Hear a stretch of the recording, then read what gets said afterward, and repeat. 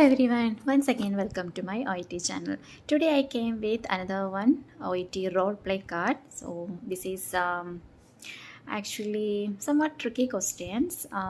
Second degree talk, one thing, it is second degree talk. That means you are talking to the parent, not to the patient. Second one, they have given the daughter is not present. So something is there like a twisting way. Anyway, we will see how we have to present this role play card. You have to read carefully what they have given in the scenario. Like here, a parent of a 7-year-old girl. So that is the thing you have to underline, older girl. So this patient is baby girl who recently had a heavy nosebleed, would like some advice in case it happens again. So the parent came to you to get some advices regarding preventive care, or if it's happened, what are things they have to take care. And they have given daughter is not present. So that one also you have to underline, because this is actually setting is local clinic, the clinic setting, or in the hospital setting, wherever you have to see that baby is present or not. If the baby is not present and the setting is local clinic, no need to ask the baby's name. But if the scenario is in the hospital and the baby is not present in the conversation means you have to ask baby's name during 3-minute preparation time. Okay, because that is for the identification as a role of hospital policy. It's like a rules and regulations of hospital. So here this is a clinic, and parent came to you to ask some questions regarding baby's concern. So no need to ask baby's name here. You can just ask as it is. We can start the introduction as it is. The first task is find out reason for parents visit. So you can start like this: good morning, wait for the answer. That means the greeting back. So parent also greeting you back. Then we can tell that my name is Rashmi Rajan, one of the registered nurses working in this local clinic. How may I address you and how can I help you? Then parent will tell that, good morning sister, my name is Johnson. I came here for my 7-year-old girl who recently had a heavy nosebleed. So I'm so much worried, me and my wife, we are so much worried and we don't know what we have to do if it happen again. And then, especially when you are talking to a parent, you have to be sympathetic way, and you have to give more reassurance for them, even in the starting, in the middle of the conversation, and even the conclusion time. So we can tell, actually the next task is find out details about the child's nosebleed. Then we can tell that, oh Mr. Johnson, I'm so sorry to know about your baby's condition, but no need to worry, I'm here to help you with that. Then we can start the task. Before proceeding further, may I ask you some questions regarding your baby's nosebleed? So don't ask, can I ask you some question? Shall I ask you some question? These are all maximum you have to avoid during the role play. During the presentation, you can use may I proceed, may I ask you. Okay, these things and all, it will give you the more politeness. So you can ask, may I ask you some questions regarding your baby's nosebleed? Then parent is telling, yes, of course you can ask me. You have to ask regarding duration, treatment given, and explore relevant information about the child, like a previous occurrence, injuries to nose, general health, medications, etc. So how we can ask, okay, Mr. Johnson, could you please tell me how long the nosebleed was there, and have you tried any treatment? Then maybe the parent is telling that the nosebleed was there for 5 minutes, and actually I brought him to the nearby hospital, and we treated already. Or else maybe they will tell that it was there for 2 minutes, and without any management suddenly it stopped. So whatever the parent answer, it's okay, fine. Then the next one, you want to ask some more questions. Then we can tell that, okay, I would like to ask you some more questions about your baby's previous occurrence, whether she had any. Here you have to be conscious, baby is girl, okay, baby girl, whether she had previous occurrence or any injuries have happened to her nose, and these two things we can ask togetherly. Then the answer will be no. This is the last one was the first time occurrence. It was occurred first time, and there is no injuries to her nose or head, something like that. Then we can ask that, and what about her general health, whether she has any long-term health issues, or whether she is on any long-term medications. Then parents are answering that no, her general health is well and good, and she's not on any medications.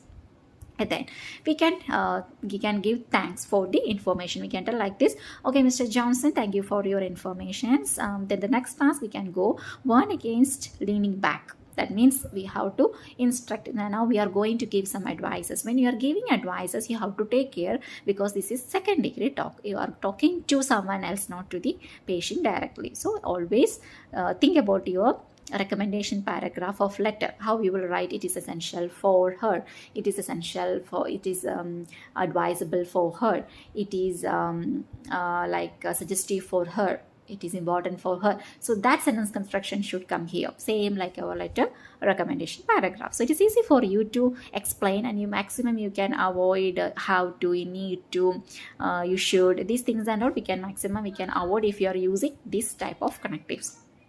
So we have to warn against leaning back, because it will increase the risk of choking. Then we can tell that I would like to give you some suggestions to prevent the complications, or I will explain you what all things you have to do when, if she have another 1 episodes of nosebleed. Here we can ask, may I proceed with that? Okay, then the first thing is that it is always advisable for her to avoid leaning back.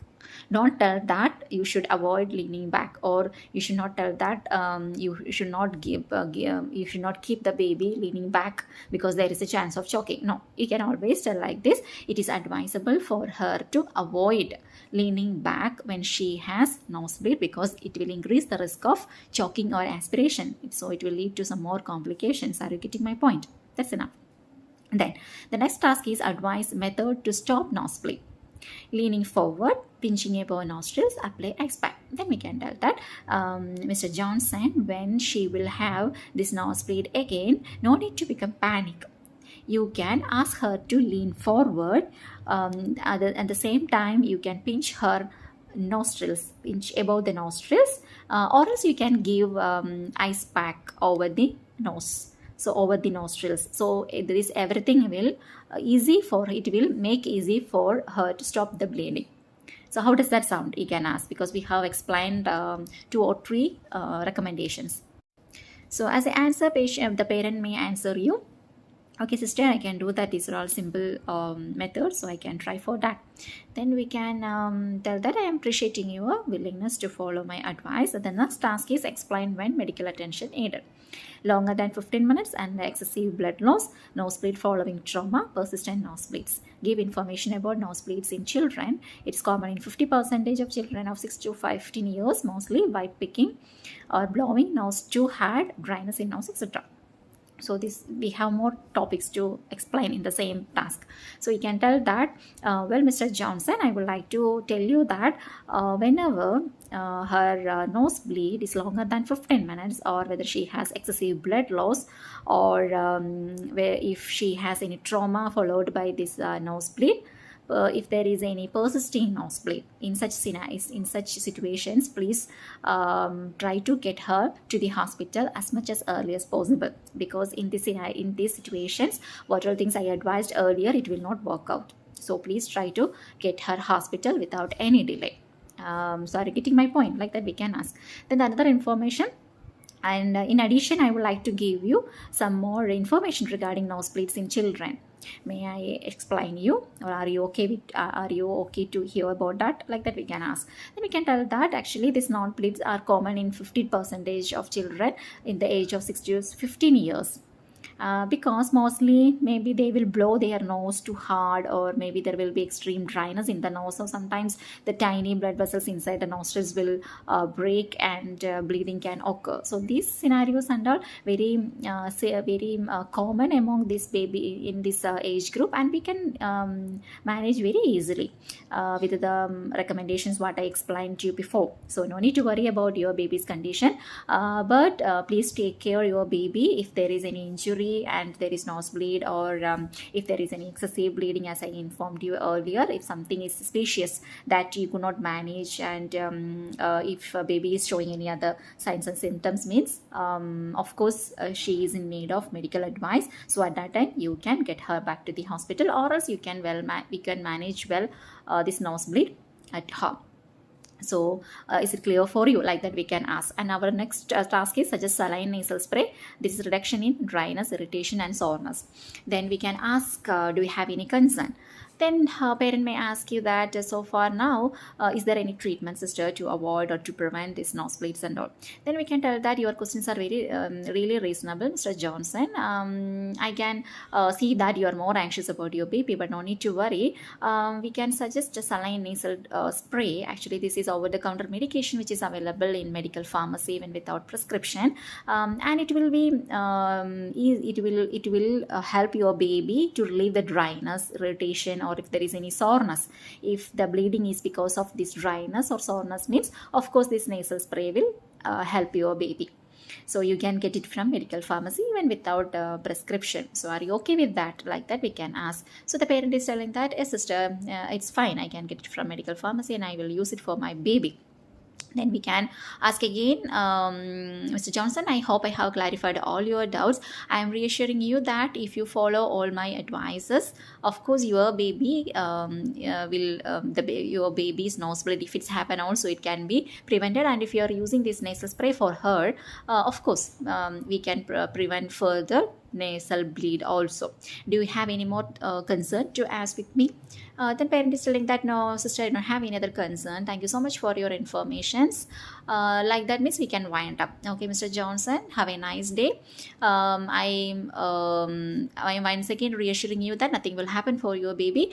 Whenever if you need anything, please do not hesitate to contact with us. Here is our contact number. Thank you so much. So with that we can conclude the role play.